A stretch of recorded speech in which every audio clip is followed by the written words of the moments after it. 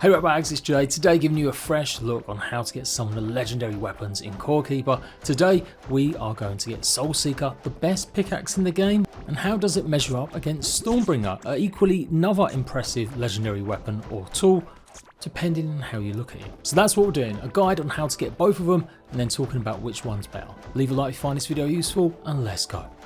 So, Soulseeker, it's basically got unlimited durability just like Stormbringer. Both of these weapons you won't ever have to worry about repairing, but that does mean you can't reinforce them.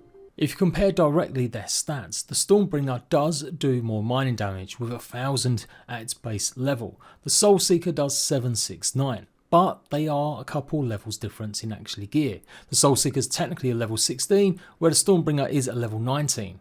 So when you actually go ahead and upgrade the Soulseeker to the same level, it's actually got a better mining score. Again, baseline stats, Soulseeker's got better melee damage, 138 to 168, compared to pretty much only 84 to 102 for the Stormbringer.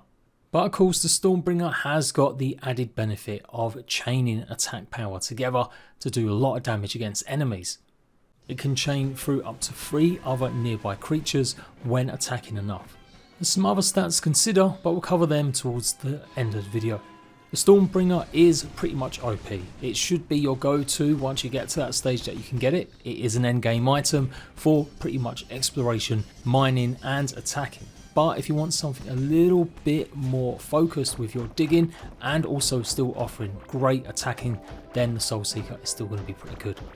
Okay, let's unlock the Soulseeker. You do need to have taken on Igneous the Molten Mass, as it's got a chance of dropping a cipher parchment, and this will basically be the item that you need to follow the ingredients to go ahead and craft it. This is effectively part 1 of 3 stages you need to basically craft this tool. 21% chance of dropping when you take on Igneous. Actually took me 11 attempts before I got the parchment. You can check out the full stream of this also. And yes, I am using the obviously Stormbringer as I managed to get this first. That's how difficult it can be to get hold of the Soulseeker. At this stage of the game, you should know that you use the slime summoning idols to go ahead and place it down and hopefully trigger one to spawn. You can buy these for coins from the Wandering Merchant. And then you can see the list of items you'll need to craft it. An ancient pickaxe, gold bars, 400 of them, then 800 scarlet, octarine and galaxite bars, as well as 100 ancient gemstones. That's a huge amount of resources. So to get the ancient pickaxe, the only way to find it is by killing Asios, or if you're really lucky, it's got a 100% chance of spawning in a special white whistle shrine, which can actually be found in Desert of Beginnings. Your best bet is just taking on Asios a bunch of times. As I said, it's got a good chance of dropping. Also from the seasonal Easter event version of Asios has a chance of dropping it too. It's super rare to find the White Whistle Shrine. Only one of them will spawn in one world. And it's a tiny space, as you can imagine, trying to find it in the desert. Now again, these are really late game items. I've got a feeling you should know where to get resources, but just in case. Obviously Scarlet Ore you'll find in the Asios Wilderness. Octarine you'll find in the Sunken Sea, and Galaxite in the Desert of Beginnings. Of course, gold you'll find in many biomes, usually a lot of the Forgotten Ruins, there's some there, but also equally found in others. Chance of ancient gemstones from dropping from pretty much lots of enemies, as well as being able to buy them from traders too. So that's the first 2 stages, killing Igneous, getting enough of the resources. If you need more help with Igneous, go and check out my slime boss guide and I'll show you how to actually kill him and all the different drops that you get. But don't forget, once you've killed Malagus, you can put the hologram pod down and craft the scanners to find all the slime bosses. What I will say is you'll absolutely need maybe a hoe, unless you've got any fish that you fished from lava pools that will give you protection against fire damage. Or you can go really cheesy and use the slime crown and the royal jelly to go ahead and basically hit and kill these slime bosses without them doing damage to you, as long as you're using a ranged weapon. In my stream I totally forgot about this, even though I included it in my guide, so yeah, I did it the hard way, fighting him 11 times. But how do you actually craft the pickaxe? You need to find the ancient forge, which is about 625 to 650 blocks away from the core. And just like Igneous, you'll find it in a large molten quarry. So when people mention how many blocks away from the core it is, you can check this on your map. Top two numbers are the exact coordinates, but the below number is how many blocks away you are from the core. So just move your cursor around. Obviously, once you've found the desert of the beginnings, that's where the molten quarries spawn. And in theory, there should only maybe be 2 or 3 locations where this could be. If the desert of beginnings is into the north, then your likelihood is that you've got to check the northwest 625 to 650 blocks, the very north 625 to 25th blocks, and maybe the northeast. If it happens to be south, then it's the same thing. If it happens to be east, then it will be northeast or southeast. I've seen some people say that they found it in the same place they fought Igneous, but that's not always true. Mine wasn't. The forge is super tough. I don't think you can actually dig it up and take it with you like most of the other crafting benches, even the ones in the passage. Bring the cipher parchment plus all the materials. Put the parchment in your hotbar and click use, and then there you go. After a while, it will craft the Soulseeker. It is also tied to an achievement, so if you're trophy hunting, you might want to think about doing this for sure. So recap. 769 mining damage. It also offers 9.7 mining speed and gives free glow. Perhaps one of the bigger reasons that you might want to use this while exploring different biomes is whatever biome you're exploring, whatever ore comes from that biome, you've got a chance of 1.5% chance of it dropping just digging out a normal wall. At first glance, even when comparing it against a solarite pickaxe, it doesn't seem that much better, but of course in this version that I'm showing off, my solarite was reinforced. The glow, the mining speed and the chance to get extra ore are all things that the Stormbringer doesn't have. So it'll still take 2 swipes to pretty much get through the toughest rocks, although it is really good for the passage. Of course, this is all dependent on your other mining stats that you've got on your gear, but I was up to 2200 plus using a upgraded Soulseeker compared to just a regular Stormbringer. And that's right, to really make it have a chance of comparing with Stormbringer, you do need to go ahead and upgrade it. Each upgrade is going to increase the overall mining damage as well as the amount of melee plus the mining speed, but it doesn't increase the amount of glow that you get once you've max upgraded it, and it only increases the chance of gaining ores by 0.1% each time. So a level 19 upgraded one is going to give you pretty much 162 to 198, 2.5 attack speed per second, 1047 mining damage, 11.1 mining speed, 3 blue glow and 1.8 chance to gain an ore.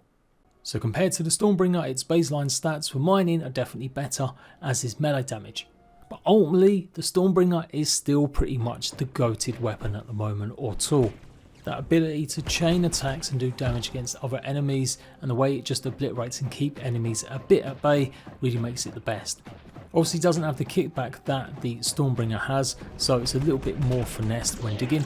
So for whatever reason, if you're making a really complex base somewhere else and you really want to get your lines nice and clean, then sure, the Soulseeker is definitely going to be better. But there are other axes, pickaxes, that do the same job, obviously like solarite, that are much easier to go ahead and craft.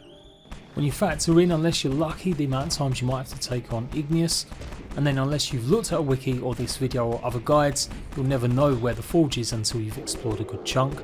Yeah, it does make obviously the Soulseeker a much tougher item to actually get than maybe by the time you get to this stage, the actual Stormbringer. Let's talk about how to actually get the Stormbringer though, to recap and finish off this video. So you do need to get hold of the obliteration ray gun, which can be found in the alien labs inside the Shimmering Frontier.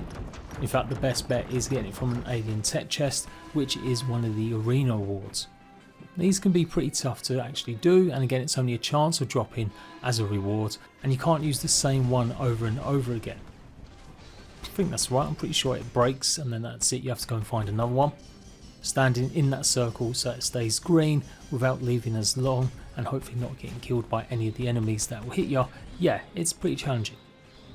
But a bit like Igneous, it's still only a chance of dropping, but you do have a chance of finding it in other places. Locked solarite chests also offer a 3% chance of finding it, and you've got a small tiny chance of finding it in destructibles like the large alien tech or even killing orbital turrets. And if you're at the point that you can take on the Hydras, you've also got nearly a 20% chance of getting it from the Hydra Fire one. There's a couple other places you might find it in melody rooms in the desert, so maybe on par with the actual Soulseeker in terms of having to find an item first before going ahead and being able to craft it. You're then going to need 100 of the solarite bars from the Shimmering Frontier, and then 100 of the Pandorian bars from the passage, as well as 50 of the cytoplasm. Now the cytoplasm you'll get from killing the creatures and mobs in the actual passage, and of course the Pandorium you've got to get from the crystal deposits you find in the passage, which you probably need a good high score of digging mining to go and get. So once you've got all them things, then you've got to find one of these. These rift statues are situated all over the passage, and you can actually mine and dig it once you get enough of a good mining score to bring it back with you. So I'm making that all sound easy, but the passage is pretty tough to get to. It is the last biome for now. It does have a huge ring that goes around. Of course, the Shimmering Frontier with the alien basically labs, they can spawn in multiple different locations in smaller pockets. The passage, obviously, as I mentioned earlier, you can't really dig through unless you've got a high enough mining, so that relies on getting things like the black ring and black necklace. Basically, you need the best mining gear you can get, otherwise you're going to have to look for the openings that will give you some access to the passage to get them resources. So yeah, although the Stormbringer is a much later game item, I still actually managed to unlock that way before I even thought about trying to get a Soulseeker.